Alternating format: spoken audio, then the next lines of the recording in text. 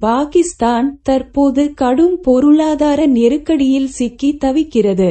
வரலாறு காணாத விலைவாசி உயர்வு, வேலையில்லா திண்டாட்டம், பெட்ரோல் விலையேற்றம் மற்றும் மின்சார தட்டுப்பாடு ஆகியவற்றால் அங்கு வாழ்வாதாரமே கேள்விக்குறியாகிவிட்டது.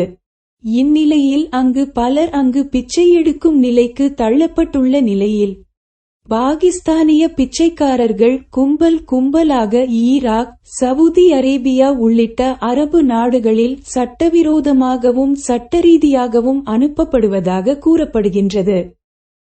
அதேவேளை அரபு நாடுகள் பலவற்றில் பிச்சை எடுப்பது தடை செய்யப்பட்டுள்ளது. பிச்சை எடுப்பவர்களுக்கு சிறை தண்டனை வழங்குவது அங்கு வழக்கம். அவ்வாறு சிறையில் அடைக்கப்பட்ட பிச்சைக்காரர்களில் 90% அதிகமானோர் பாகிஸ்தான் நாட்டை சேர்ந்தவர்கள் என ஒரு ஆய்வில் தெரிய வந்துள்ளது.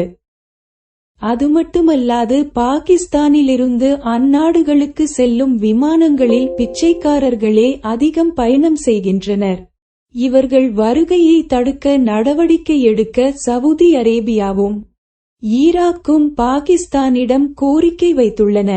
எனினும் சட்ட ரீதியாக அங்கு நுழைய முயல்பவர்கள் இஸ்லாமியர்களுக்கு மட்டுமே வழங்கப்படும் உம்ரா விசா எனும் அனுமதியை பெற்று அங்கு நுழைவதால் அவர்களை தடுப்பதற்கு சவுதி அரேபியாவும் ஈராக்கும் திண்டாடி வருவதாக கூறப்படுகின்றது.